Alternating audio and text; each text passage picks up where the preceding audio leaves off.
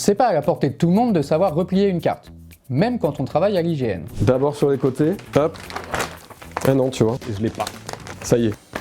Quand j'ai demandé à Sébastien Soriano, le directeur de l'IGN, s'il savait replier une carte, regardez un peu comment il m'a trollé. Je déplie ma carte IGN, voilà, et ensuite je la replie, sans me tromper. Tout ça n'empêche pas l'IGN de continuer à produire des cartes à foison. Cette semaine, je vous emmène dans les coulisses de l'IGN pour qu'on découvre ensemble comment ces cartes sont fabriquées. C'est vrai que de nos jours, les cartes ça se consulte surtout sur écran, et ça oblige l'IGN à revoir tout son business model. Je vous explique tout ça dans ce deuxième épisode consacré à la carte Made in France, et on se demande ensemble qui achète encore des cartes en papier. Et pour ça, on va aller visiter ensemble un endroit incroyable qui n'est pas ouvert au public, une sorte de paradis des cartographes, et comme vous vous en doutez, j'ai absolument détesté visiter cet endroit. Moi je suis très heureux. Pourquoi chacune de mes journées au travail n'est pas exactement comme ça? Pour parler de tout ça, j'ai eu une discussion avec Laurent Toustou, le chef de service de l'offre et des communs à l'IGN, c'est-à-dire la personne qui gère tous les produits là-bas, et avec Sébastien Soriano, le directeur de l'IGN. En réalité, ça fait bien longtemps que le business de l'IGN ne repose plus uniquement sur les cartes en papier. Mais ça, on se le garde pour plus tard. L'âge d'or de la carte en papier est certes derrière nous, mais quand même. On vend à peu près 1 million de cartes par an. C'est un chiffre qui est en baisse régulière d'environ 10% par an. Le chiffre baisse, mais 1 million de ventes par an, c'est quand même pas rien. Face à cette information, on est obligé de se poser deux questions. Qui achète des cartes en papier et pourquoi ? Commençons par le pourquoi. Un des engagements de l'IGN, c'est de produire et de tenir à jour une cartographie de référence de l'ensemble du territoire national. Nous produisons des cartes papier, et nous produisons des cartes papier qui décrivent toute la France. Chaque morceau du territoire national est cartographié par l'IGN et est disponible sur une carte en papier que nous mettons à jour régulièrement. En tant que service public de la cartographie, l'IGN propose le même niveau de détail sur l'ensemble du territoire, Outre-mer compris. Et ça fait une différence de taille avec Google Maps par exemple, qui a clairement des zones très détaillées et d'autres beaucoup moins. Regardez par exemple ce que ça donne du côté de Saint-Pierre-et-Miquelon sur l'île de Grande-Miquelon. Sur Google Maps, on a 3 couleurs et quelques points d'intérêt. L'île semble totalement vide. Sur la carte IGN, en revanche, tout est représenté. Le relief, la végétation, les éléments naturels, les toponymes, etc. En termes de précision cartographie, il n'y a juste pas de match. Donc l'avantage numéro 1, c'est que tout le territoire est couvert. Le numéro 2, c'est qu'il est couvert avec beaucoup plus de précision que sur une carte Google. Maintenant, qui achète encore des cartes en papier ? Deux types de personnes en réalité, les touristes et les randonneurs. Ça permet d'avoir une solution de sécurité sur des randonnées sur plusieurs jours. J'ai toujours ma carte sur moi et ça me permet, au fond du sac à dos au moins, d'y avoir recours si besoin. Et oui, avoir sa carte sur son téléphone c'est bien pratique, mais une carte en papier a l'avantage de ne pas tomber en rate de batterie et de ne pas avoir besoin de réseau. Donc l'activité papier de l'IGN s'est recentrée sur le tourisme, au détriment du routier qui est laissé aux applis grand public. On a fait une carte nationale qui valorise moins les routes qu'avant, mais par contre qui met en avant les grands sites de France ou les sites de l'UNESCO. Deux infos capitales à retenir. 1. On imprime toujours pas mal de cartes en papier, et 2. Les gens les achètent. Et moi, ça me donne un peu envie de savoir comment on imprime une carte en papier aujourd'hui.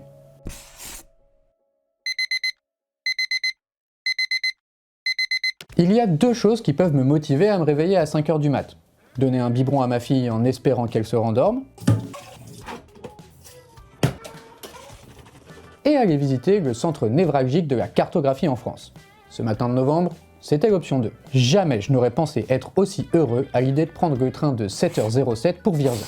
Et pourtant, la vie est pleine de surprises cartographiques. Direction le centre de la France, et comme je suis pas le genre à perdre du temps, j'en ai profité pour bosser un peu mon sujet et me donner l'air d'un journaliste sérieux.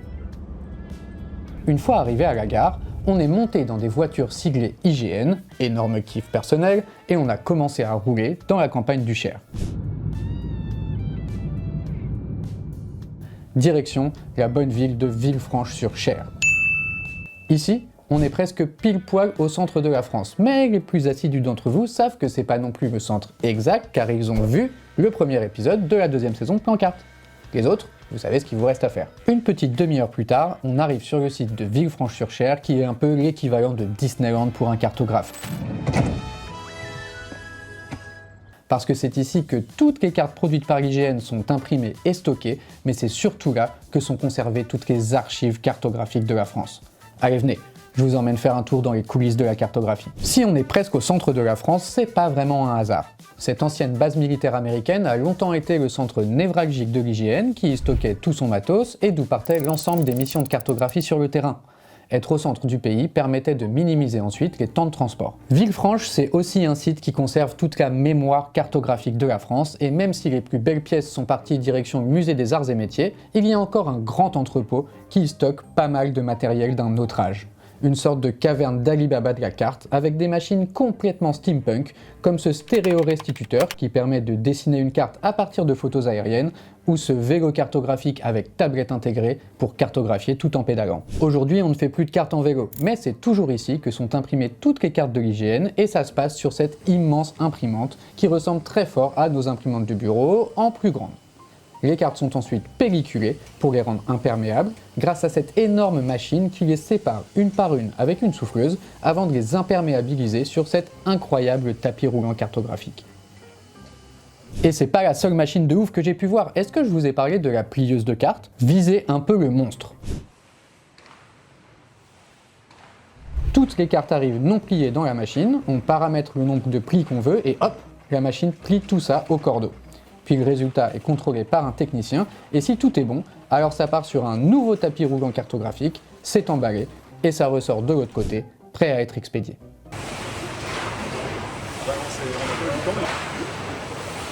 Mais l'IGN ne fait pas que des cartes en papier, on imprime aussi des cartes en relief qu'on appelle des cartes thermoformées. Mais si, souvenez-vous, vous avez sûrement vu ça chez vos grands-parents ou sur le mur d'un chalet. Et pour faire ça, c'est le boss final des machines cartographiques, la seule de ce genre en France. D'abord, il faut sculpter un modèle en relief du terrain. Dessus, chaque pente et chaque creux est représenté. Puis, on installe sur ce modèle une carte en plastique qu'on chauffe pour qu'elle devienne molle, et là, grâce à cette machine, on aspire l'air pour que la carte colle au modèle. Et en quelques secondes, paf! La carte en relief est créée. Il y a deux étapes, alors regardez, j'accélère un peu. D'abord, une première fois pour l'aspect général. Puis on accélère un peu, et ensuite une seconde fois pour les détails.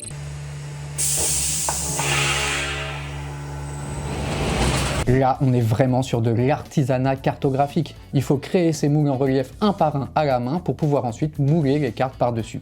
Et on les stocke tous dans une grande bibliothèque de moules juste à côté de cette incroyable machine. Et puis toutes ces cartes, une fois qu'elles sont imprimées, on les stocke dans cette énorme salle qui ressemble un peu à un entrepôt Amazon de la cartographie. Vous l'aurez compris, cet endroit merveilleux abrite toute la production physique de l'IGN. Toutes les cartes produites par l'IGN sont présentes ici, donc de la carte de randonnée jusqu'à la carte départementale, mais aussi les cartes en relief, les posters, etc. Chaque produit cartographique de l'IGN est présent ici, au moins en un exemplaire.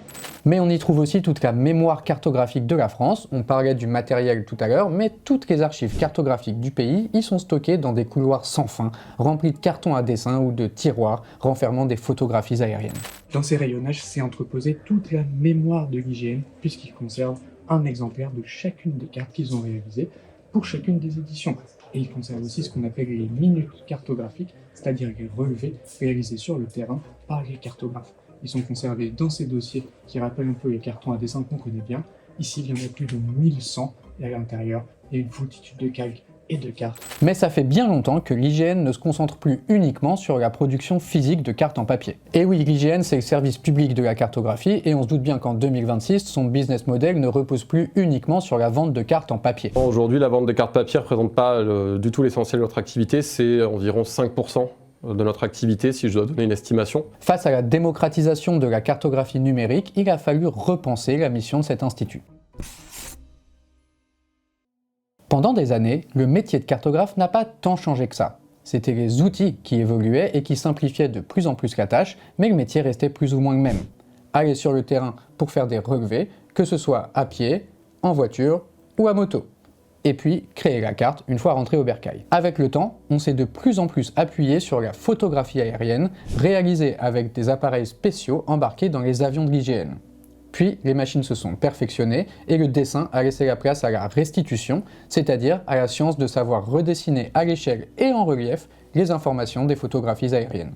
Or aujourd'hui, le numérique vient un peu tout changer. C'est une évolution très forte, on a eu plusieurs bascules technologiques, mais notamment la bascule numérique.